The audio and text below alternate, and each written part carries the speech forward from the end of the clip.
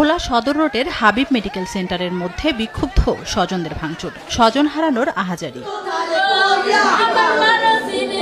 সোমবার দুপুরে সদর উপজেলার তুলাতুলির বাসিন্দা প্রসূতি সাবিহাকে ডেলিভারির জন্য হাবিব মেডিকেল সেন্টারে ভর্তি করা হয়। বাড়ি থেকে পায়ে হেঁটে হাসপাতালে এসেছিলেন তিনি। প্রাথমিক পরীক্ষা শেষে নরমাল ডেলিভারির কথা বলে কর্তৃপক্ষ।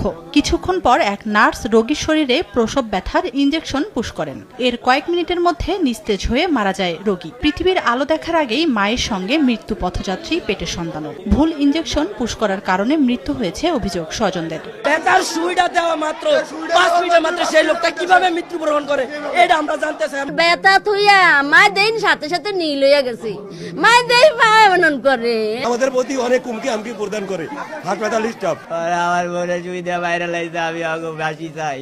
এদিকে বিক্ষুব্ধ স্বজনরা হাসপাতালটিতে ভাঙচুর চালায়। পরে পুলিশ এসে পরিস্থিতি নিয়ন্ত্রণে আনে। রোগীর আত্মীয় স্বজন এর পরবর্তীতে অভিযোগ দিলে বা আইনগত যদি ব্যবস্থা প্রতিকার তারা চাচ্ছেন, আমরা আইনগত বিষয় যেটা আসে সেই অনুযায়ী ব্যবস্থা নেব। ঘটনার পর থেকে আত্মগোপনে রয়েছেন হাসপাতালটির কর্মকর্তারা।